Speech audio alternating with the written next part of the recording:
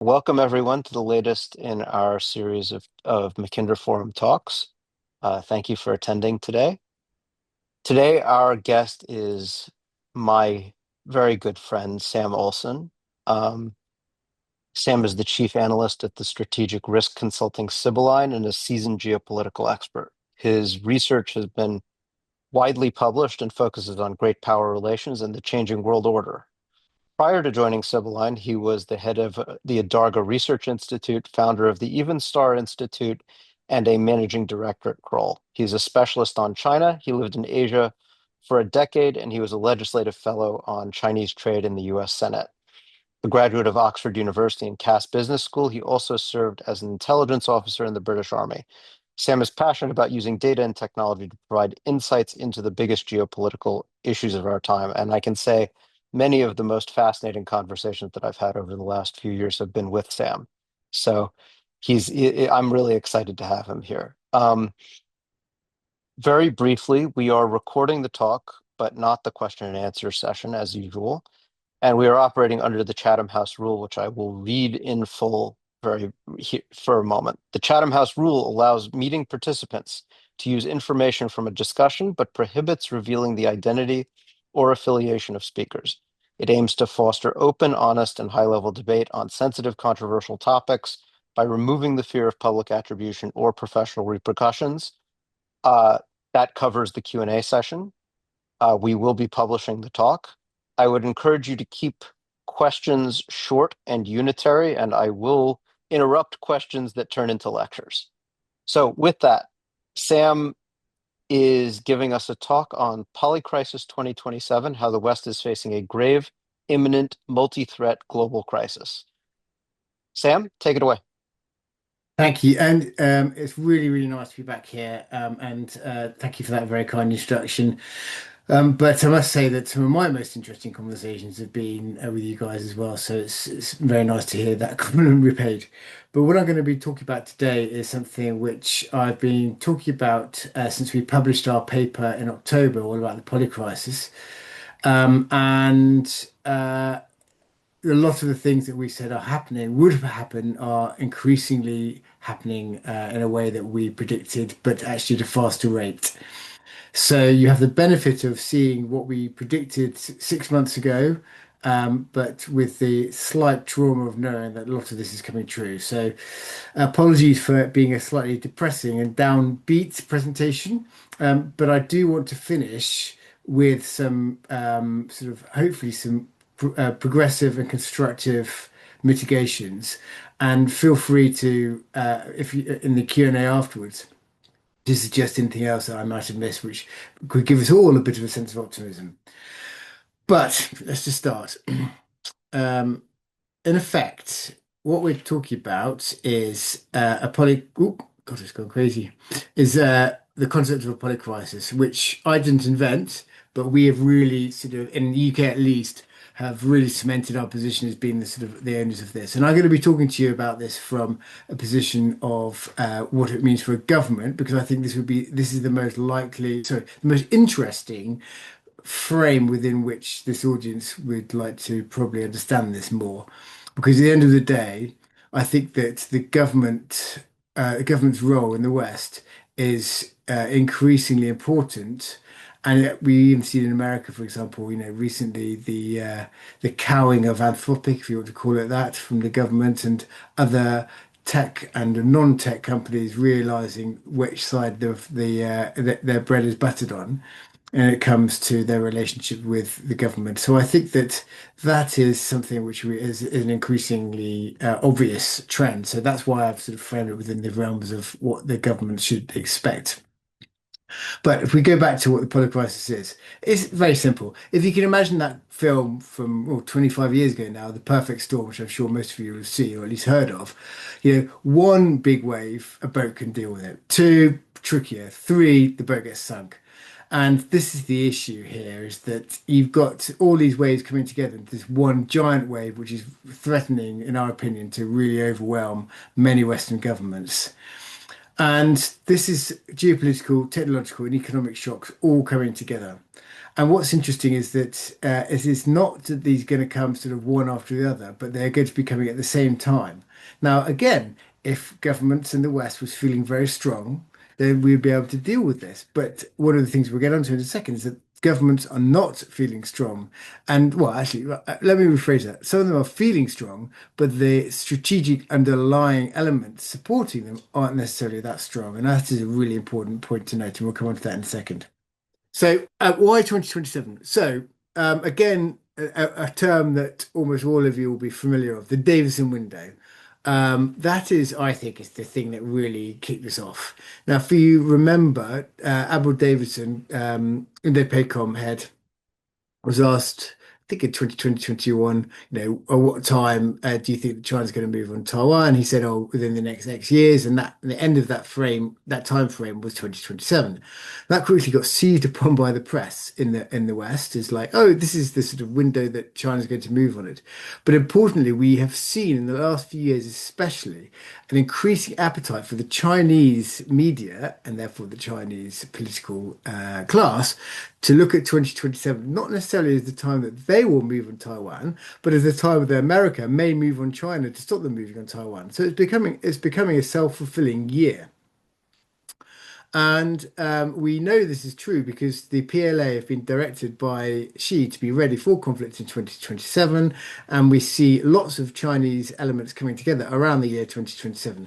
And I might say also that year is when you've got the next National People's Congress, which is an important milestone in the calendar for the CCP.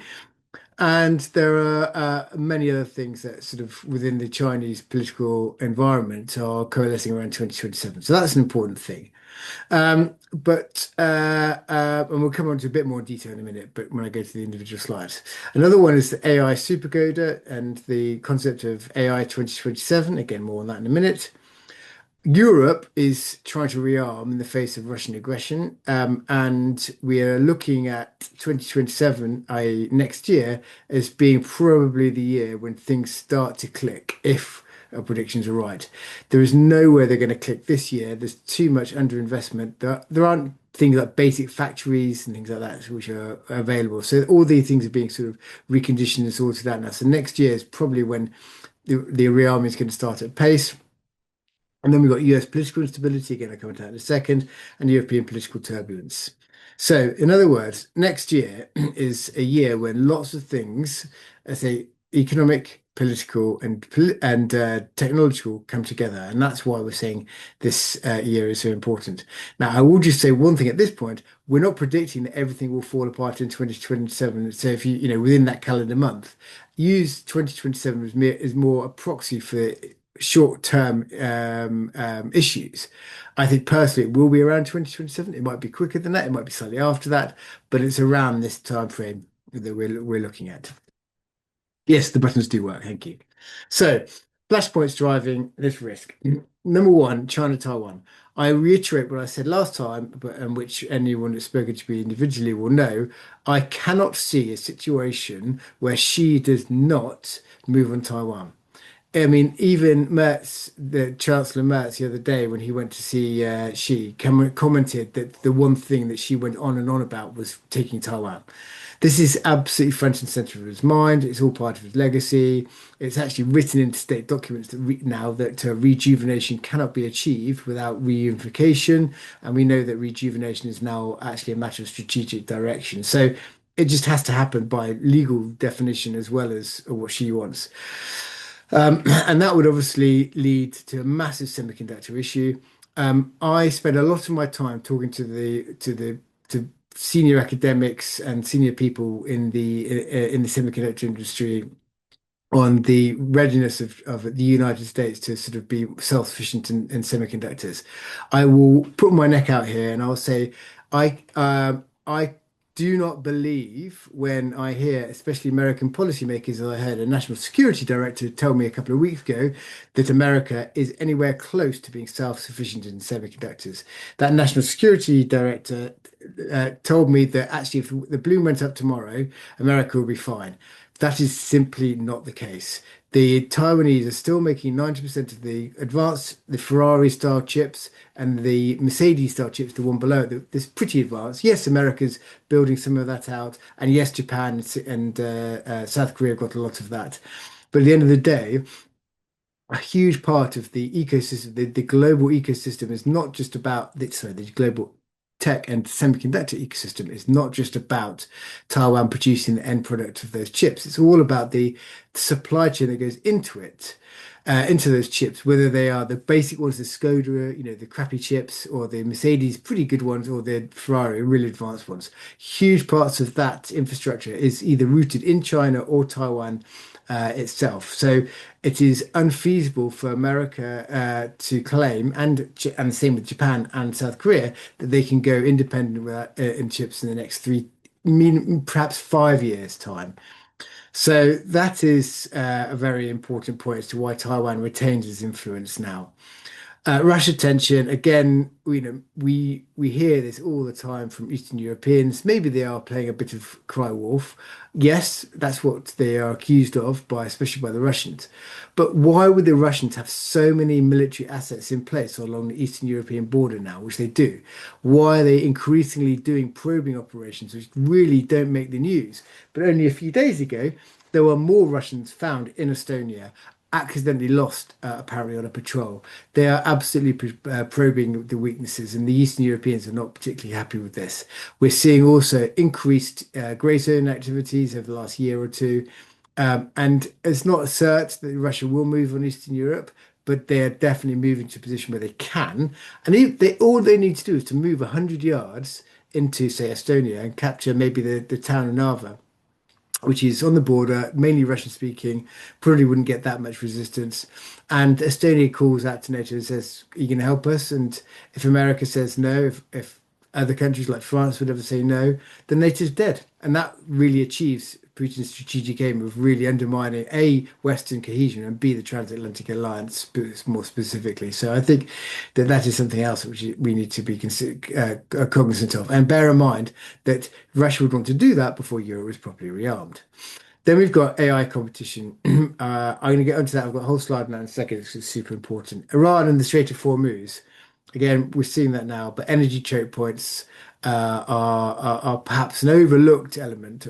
People got used to energy choke points existing, but as we are seeing now, as and when the poo hits the fan, they can and they do make a big difference to the economic shock, and that obviously has an impact. We're seeing that right now on Russia benefiting from an increased oil price, but also lots of governments already saying, including the British and other European governments, uh-oh, we're going to have a bad time economically in the next year. Get ready for problems. And by the way, that will have an impact on rearming schedules as well, because governments will not want to push back on welfare. They will, however, use the decreased financial headroom caused by the increased cost of living, caused by the energy shock, to push back on a lot of the defense side, almost certainly, because basically European governments are pretty weak-willed when it comes to that. And then a little bit of fun here, North Korean provocations. Remember that the North Koreans are getting combat experience in Ukraine, the South Koreans aren't. And then Western domestic fragmentation, we'll talk about that more in a second. So that map on the right there is quite an important one. America has now dropped to 128th in the Global Peace Index, below Iran, bizarrely enough, although it's probably be revised right now.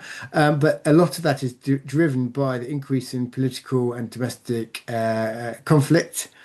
The latest polling shows that 30% of Americans now believe that democracy is dead and that violence is the only answer, to use the exact term of the polling question asked, up from 19% a couple of years ago. That's quite a high amount. And obviously, we're not in bleeding Kansas situation yet, but it's possible to see why with increased political fragmentation between polarized left, polarized right, it's going to be harder, especially after the midterms, if there is a Democrat pushback in the House, maybe not the Senate, but in the House, you can see why it will be harder for there to be a political consensus on any action abroad, especially if that action was matched by concentrated efforts at undermining domestic American cohesion, for example, through information campaigns using losing things like TikTok and other foreign state-owned organizations. But we also see energy trade vulnerabilities. China is, got much bigger and a stronger control over global logistics now, as we all know, in trade. Western influence is decreasing in the global south. We see many more countries moving towards the China side. And we see that through UN voting. I mean, there's lots of evidence for that. UN voting patterns have changed. The people wanting to either be a full part or a part-time part of the SCO, the Shanghai Cooperation Organization, or the BRICS, or other China-led organizations like FONAC in Africa. And then we've got domestic political volatility both in America and in Europe, really sort of making it harder for people to make decisions. Now, I don't agree with everything that JD Vance has said about Europe, but I think one thing that he has really been right on is the increase problems for governments to be able to deal with a coherent foreign policy when you have mass Muslim immigration into Europe. And there's nothing inflammatory about that. It is just a fact. You have massive street marches from Muslims and the far left who's supporting the Muslim vote in many countries, including the UK, who are determined to stop there being any action taken against anyone that's considered to be a friend of those people. So, yes, it may not actually have the biggest impact at the end of the day, at the strategic end of the day, but it is all part of the overall undermining of Western political cohesion, both intra and inter-country. So that's some of the big drivers there. Here we are, AI 2027. I think this is one of the most important papers written in recent years when it comes to geopolitics. Because what it talks about is how AGI, artificial general intelligence, which is basically defined as being able to do AI being able to do advanced sort of activities, but without not with, sorry, but without human intervention. Basically, it can self-learn. And that's really important in itself because it will create a lot of economic and political and technological and military advantages. But what's really important is that you can see on the slide, it also leads step by step towards artificial superintelligence, which is by definition the more intelligence in one platform than the whole of humanity combined. Now, we don't know exactly what ASI, artificial superintelligence, is going to look like because it hasn't been invented yet, but we know that almost certainly humans can't invent it on itself. It will need to be coded by AGIs, and that's what's called a supercoder, which is a halfway house between AGI and ASI. The AI race is unbelievably, in my mind, underrated as being a geopolitical driver. It is so important because at the end of the day, China makes a big meal of wanting to win the fourth industrial revolution, which again is based on advanced technologies, advanced manufacturing, all of which are driven by AI. So whoever wins the AI race, and I'll define that in a second, wins the fourth industrial revolution almost certainly. And with it, massive advantages, as I said, at the political, economic, technological, and military layers. So what does winning the AI race mean? Well, very recently we've seen the new five-year plan by China, and in it it calls for the integration of Chinese AI into as much of its industrial output as possible, and that ties into its domestic policies, which is about new quality productive forces, which is a way to make amends for the massively falling birth rate down to about 500 million by the end of this century, and therefore stop the productivity falling off a cliff. In other words, replace humans with AI, basically what it is at the domestic level. And that will obviously be transferred into the foreign economic and political environments, doing exactly what Britain did in the first industrial revolution, which is using domestic economic strength to push abroad and start changing the world to its own own liking. China knows this, it's really keen on this. It talks a lot about it in their think tank and their government papers. Um, but here's the thing, is that if you read into that, as some people have, into that five-year plan, they'll be like, well, China's not really caring about AGI, ASI. They just want to look at incorporating what they've got now. And maybe that's because they can't do it, because they haven't got access to the latest chips that America can produce. But here's the thing. I don't believe that. And the reason I don't believe it is because it only takes 5 minutes of looking at the latest think tank and the latest sort of government stuff being put out about AI in China in Chinese, and you can see AGI, ASI all over it. And in fact, in January, there was a big symposium of all the big AI, yes, Chinese AI professors basically. It was like a who's who of Chinese AI. They got together and guess what they were talking about? They weren't talking about, well, they were a little bit talking about mass, i.e., putting AI into Chinese industrial output, which bear in mind is bigger than China, America, Japan, Germany, Britain, France combined now. It's so big, about a third of the total of the world industrial output. They were talking a little bit about that, but they were hugely talking about AGI and ASI. So the government in their 5-year plan, I think, is playing a bit of smoke and mirrors. And unfortunately, many Western policymakers are picking up on this and believing the Chinese and actually say, oh, don't worry, America just is got a full runway ahead and China doesn't really care about AGI and ASI. Put it in, go back to Beijing's position. Why wouldn't you care about AGI and ASI if it's predicted that they're going to both generate, especially ASI, unbelievable advantages at the political, economic, and technological military layers? I mean, it'd be crazy for China not to be concerned about that, and they're not crazy.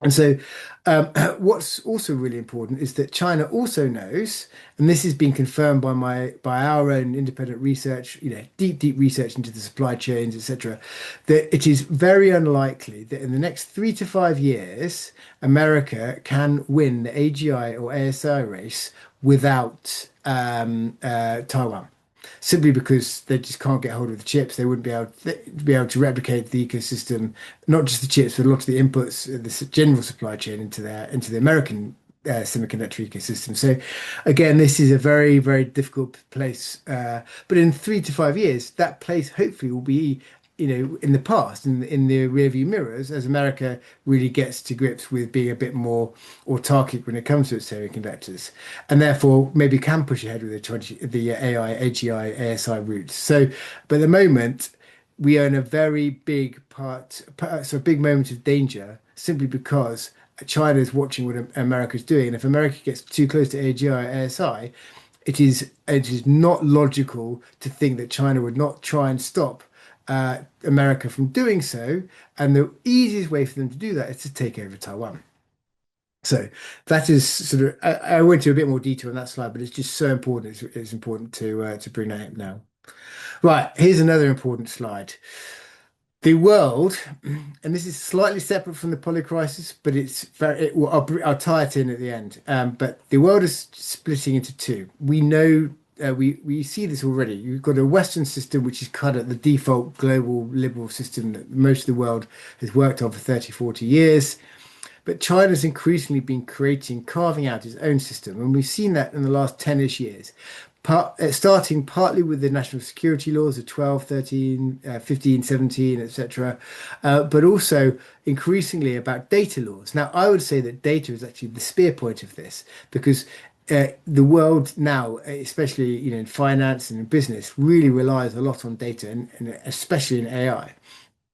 And China's made it very clear in the last sort of, well, 10 years, but in the last 5-ish, 6-ish years, especially, that they are controlling their own data and they're not letting it out.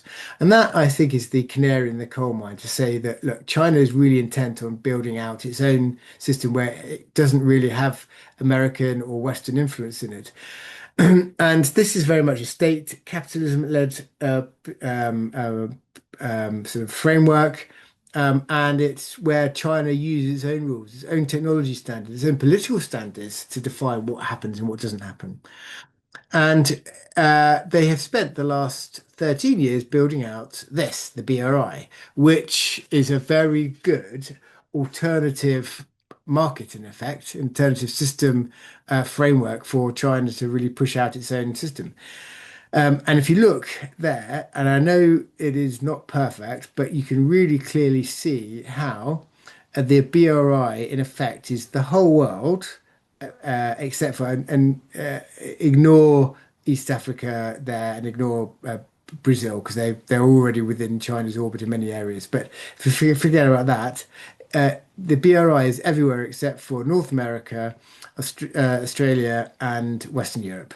And what we see is that that actually is the pattern replicated in UN voting as well, which we've just got a big paper about that coming. We've done a huge amount of analysis on that. But you can also see in, for example, the tricky question of is Taiwan an internal or an external problem for China? In other words, can China be sort of legitimized for looking at reunifying or unifying with Taiwan as an internal matter? And guess what? When you look at the polling, which was done last year, in fact, the UN, or they asked all the UN delegates, 74% of the delegates said that it was an internal matter for China. So time and time and time again, we see that the world is bifurcating into a Western Europe and North American sort of hub, and the rest of the world, which is increasingly accepting Chinese standards as default. Again, technology is one of the areas, data is one of the areas, but there are a few others. And the BRI is really the making of a parallel system. Now, that's important that we recognize that there are two systems, and this great split is happening. And put that in the back of your head. We'll talk about that, how that relates to the polycrisis in a second. Um, so here, this is where becomes real. If we see there is a move on Taiwan, then this is likely to trigger a massive rupture in the Great Split, because of what we're about to see. First of all, you have immediate effects of a collapse of shipping and aviation routes, as we've seen, in the Middle East.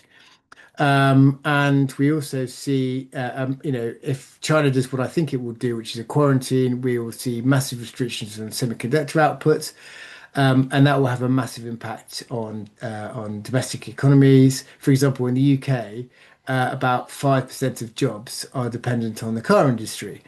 And then a bunch of, a few million other people rely on those workers to feed their families.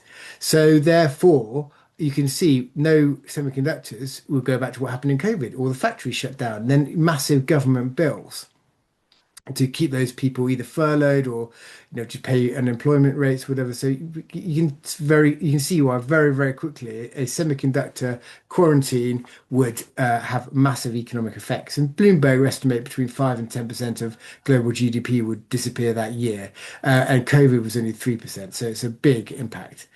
Energy price spikes as well. If we see Iran, and if the Middle East comes into this, and as we see a little bit now, but magnified, because you suddenly might see the spillover of great power sort of rivals, which we'll come into in a second.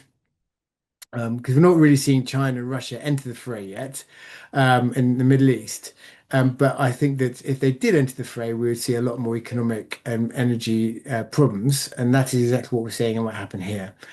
And then we see rapid financial bifurcation. People in America, people in China would say, look, you've got to start, basically putting your money where your mouth is. Are you with us, against us?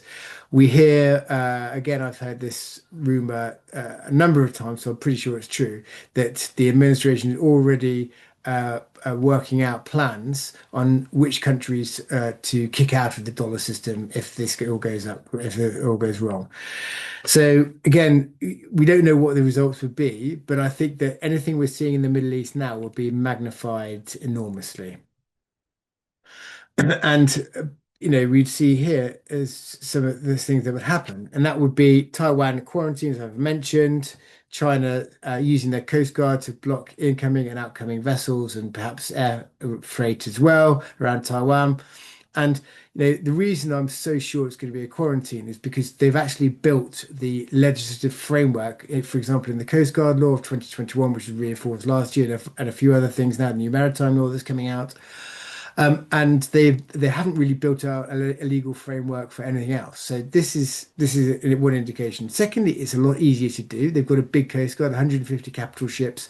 They can do a quarantine very easily. And you would have seen in January or December, I can't remember now, the use of the fishing fleets to create that line in the sea between China and Taiwan, where the Chinese state coordinated the activities of several thousand boats. Bear in mind that China's probably got access through its fishing fleets and its maritime militia and others to about maybe 100,000 ships or boats of notable size. And if they are all coordinated, you can see how quarantine would be very easy to do. And at that point, the optics look very bad for using American or Japanese military ships to smash through a civilian quarantine. I'm not saying they wouldn't do it, but you can see why this would be a pause for thought, at least. And also, you can see why, if we recognize that Russia really wants to move on Europe, why wouldn't they take advantage of that situation and the distraction caused by the move on Taiwan to move on Eastern Europe and try and break the transatlantic alliance?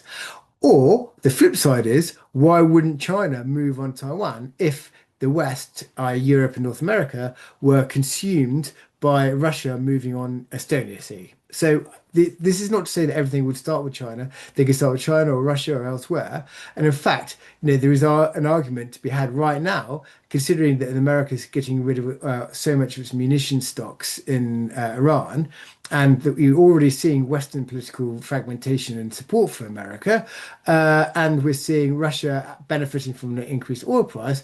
Why wouldn't Taiwan perhaps become in China's sights now? Why wouldn't Russia perhaps move on Eastern Europe now, if it's only to do a little bit of provocation?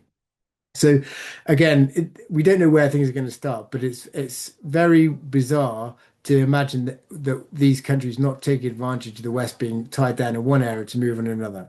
And then I've already mentioned North Koreans. And then we also would look at the global South perhaps being pressured, especially by China, to not perhaps support the US. And I'll give you a very good example. America and Pakistan have a long-standing, since the 1950s, treaty obligation.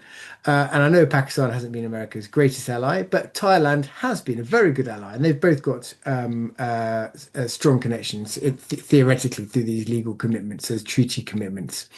But first of all, Pakistan now uses for its military Beidou, which is the Chinese equivalent of GPS. And if China turned around and said to Pakistan, you're not going to be allowed to use Beidou for your military anymore, and if that's going to leave you pretty open to the Indians unless you support us, is that going to be more in Islamabad's mind, or is a 1950s treaty going to be in Islamabad's mind? I think it's obvious they'll be more concerned about the Chinese reaction. And the same with Thailand, massive influence at the trade, the digital infrastructure levels in Thailand. And again, it is easy to see how China will put pressure on Thailand to take its side rather than America's side. So you can see how the global South will come into this as well. And then finally, and this is really important, we would see a very strong likelihood of massive supply chain interruption. This is map is from a paper we wrote a few years ago called the 52nd Meridian Challenge, which is where we show that China, Iran, and Russia between them now have uh, a strong influence over the 52nd Meridian East, which is that line that runs down, and they can basically put pressure on that to cut off east-west transit. And that would weather boots through the Red Sea or the Strait of Hormuz. We're seeing that now. We're seeing obviously the restriction on air flights, etc. But, and this is an interesting one that's happened in the last few years, South Africa, now a member of BRICS, also has done a lot of exercises with the Chinese and Russian militaries. And so we don't think it's beyond the realm of comprehension for them to have a NOTAM, which would suddenly stop the Cape of Good Hope be transitable by by Western traffic if they wanted to do that. And that would, in effect, for the first time in 200 years, cut off Europe and Asia from a direct transit. And this is a big problem. And Central Asia, for example, is already strategically compromised because between Russia and Iran, they can already stop all imports and exports. And so bear in mind that Europe is strategically dependent on Kazakhstani wheat and uranium and other imports. This would be a big problem. So, yes, there are mitigation effects underway to stop all this happening. But as I've mentioned and touched on, the US, a lot of them aren't working properly. The US Indo-Pacific posture, Indo-PACOM is outgunned by the Chinese, which is not a surprise because China is able to focus its mass. Indo-PACOM is not a shrinking violet. It's full of excellent people, really good capabilities, but it is just fighting, the world's largest fleet, most of which is concentrated around Taiwan. Huge air forces, massive missile stockpiles, etc. So Indo-PACOM, especially considering CENTCOM is taking the lion's share of things at the moment, Indo-PACOM is undergunned compared to the Chinese. And it's taking a lot to be able to reinforce that. And I don't think that will happen at any time in realistic in the next few years. Defense improvements for Taiwan. Taiwan is just not taking this seriously. They've still only got 11 days of LNG, and half their energy comes from LNG. They have not managed to get through a massive or significant increase in the defense budget. The was it 11 or 13 billion dollar investment by America in the arms. That's all come to an end now because of the Iran war. It is hard to see how Taiwan can really push back on China if China wants to. I've mentioned about Europe's rearmament. That's not going anywhere fast. And then I mentioned expansion of AI chips. I've mentioned again America trying to bring this onshore, but it's really it just takes a long time to do it, considering the complexity of what they need to do. And then we see the growing cooperation between AUKUS, Quad, EU initiatives, etc. But it just takes time and there's a lot of political bad will at the moment. I'm not blaming President Trump for all of this, because even though a lot of people would like to blame him for everything, yes, he has added fuel to the fire with the April Liberation Day and the like, but it is very clear that Europe itself internally is completely fractured between Eastern Europe and Western Europe. No one really likes the French. There's loads of issues with India. So I think that altogether there is obviously a challenge there, bringing all these different bilaterals and minilaterals together. So, in short, I don't see the mitigations really coming together in a meaningful way in the next couple of years. And that is why there's a window of opportunity for these counter-alignment countries of China and Russia, especially, to really move. And what we see here is implications for the government's national security. So the top one, severe disruptions. And I go back here to the concept of the Great Split. So what is is abundantly clear, as I mentioned before, is that China is preparing for there being some kind of showdown with the West, for example, over Taiwan, but it could be over the South China Sea or whatever. They've put in massive economic defenses, $1.2 billion worth, sorry, barrels worth of oil, massive cash stocks, gold stocks, and critical mineral stockpiles, which make Project Vault look like a bit of a sort of afterthought. Well, it is. And they are much better domestically resilient as well, because they've got a authoritarian state that basically has been preparing its people for a long conflict with America for a long time now. And they use COVID to really reinforce that message as well. Better, it worked better in some areas than others, but it did work overall, I would suggest. So their economic defenses are pretty good. They're getting stronger with each passing month. And here's the thing, they also have what's called the counter-sanction laws, which some of you may know about, which in effect says if they move on Taiwan or do anything that we don't like and we put sanctions on them, they kick in with automatic counter-sanctions, which basically means that, say, Britain puts on sanctions supporting America. The Chinese will use that counter-sanction law to appropriate all British assets in China. And it can also include, according to a few legal definitions, the imprisonment of anyone working for British companies. So you can see why that would be very problematic for the British government to come in lock, stock in support of America, because they have to weigh up the economic consequences. But imagine what it'd be like for Germany, which really does have a big investment in China. And but if countries though do decide that they want to sort of support America on this, and this great split sort of continues, that will be a very quick rupture, because people want to get their people out. Within days or weeks, you'd see a very sharp contraction in political and economic relationships. But you'd also see a lot of arguing in the West as to who's going to support America, considering the repercussions that China would be able to reap, given their laws and the legal framework they've assembled. But nonetheless, add that to the semiconductor shock. And you can see why this would not be a walk in the park for Western countries wanting to sort of ride out the storm. Financial shocks are plenty, as I mentioned there, deeper than the great financial crisis of COVID. But you'd also see operational degradation if the 52nd Meridian Challenge was not met, and you saw that we were cut off in Europe from Asia directly. That would be problematic, but it'd be problematic for America as well because there would also a lot of stuff comes from Asia via Europe and the like. So it would be very hard for countries and their companies to continue life as normal. And we're seeing a taster of that for the Middle East. And then finally, geopolitical exposure. I've mentioned this a lot, but you can see why lots of countries would be in trouble as they try to work out what the hell to do if this all came to pass. So state level risks would be massive, but these would be compounded by things like mobilization. Can you actually get your economy and your militaries mobilized in time to stop the worst of the effects? Fiscal stress, I've touched on, energy shocks and the like.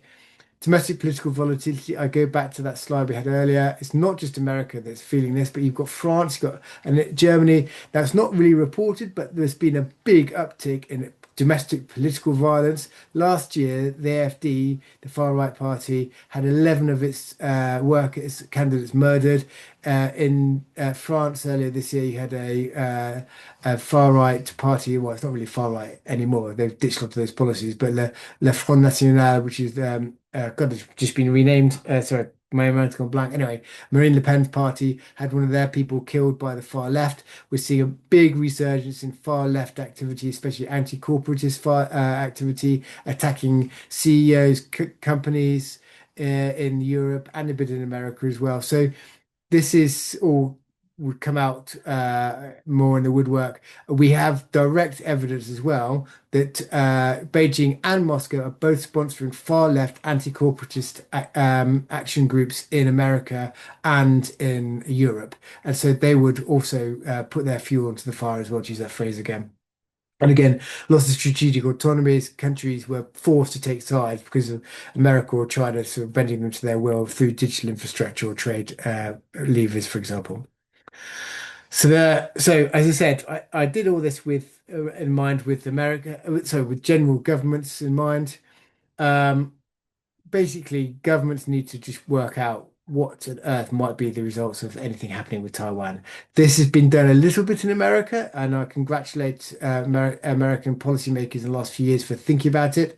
It really hasn't been done in Europe. Europe is, yet again is the weak part of the chain. Strategic reserves, Project Volt's part of that. Has Europe started? Nope. Diversify supply chains, China and many, yes, not just China and one. Sovereign industrial capabilities, again, America's leading the way with Biden's CHIPS Act and IRA. Europe's trying to do it, hasn't really got its act together yet. Export controls. So again, America's done some good stuff on this, but more could be done. And geopolitical intelligence. Again, one of the things that I find very frightening is the amount of and this is American policymakers I talk to and European policymakers, the people that deny a lot of reality. So, for example, the National Security Director I talked to recently, who claimed that America was, in effect, self-sufficient in semiconductors now. I mean, I just don't know what planet he's on because it's just not true. There's no one that would support that, but he's got it in his mind that that's the case. And that can create a lot of problems because they could then start moving geopolitically without realizing what their vulnerabilities are. And then finally, stress test national infrastructure. A little anecdote. We know absolutely this is.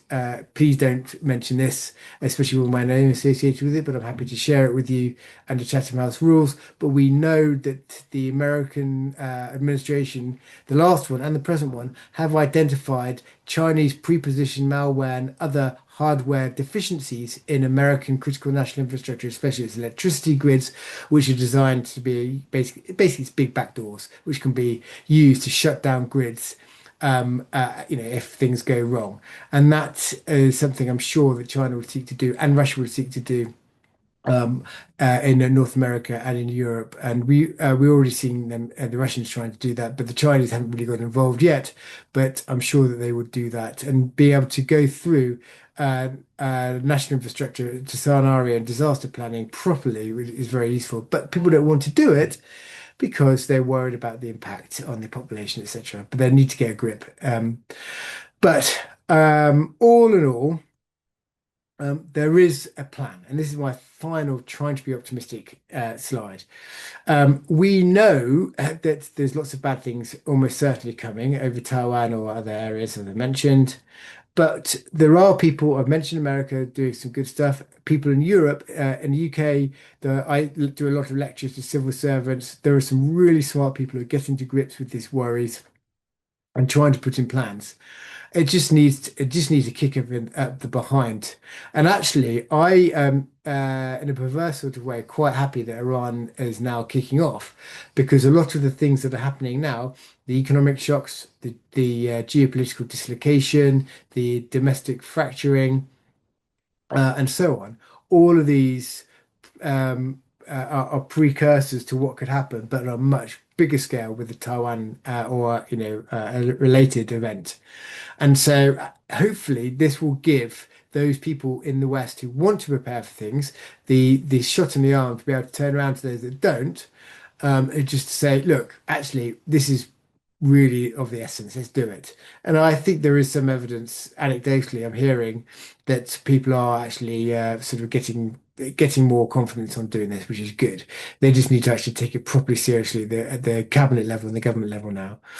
And I'd also say that things are moving perhaps quicker in some areas than we thought, especially with America, semiconductors, for example. But we're also, and the final good point, we're seeing that the domestic public sphere, i.e., the average Joe on the street, is beginning to wake up to all this as well. And we're seeing domestic resilience, military preparedness, etc., shooting up the list of important things in polling. And so hopefully there's going to be a lot more pressure on that as well. So I'm not as pessimistic as I was 6 months ago. I still think there's a lot to do, but I think that we are very likely to see bad things happen at the polycrisis level in the next few years. But we hadn't run out of time to be able to mitigate the worst of it. But if we're sitting here in 6 months having the same conversation, then time really will be ticking. And that is this sort of slight gloomy note I want to end on. But I look forward to hearing all of your questions and points and comments.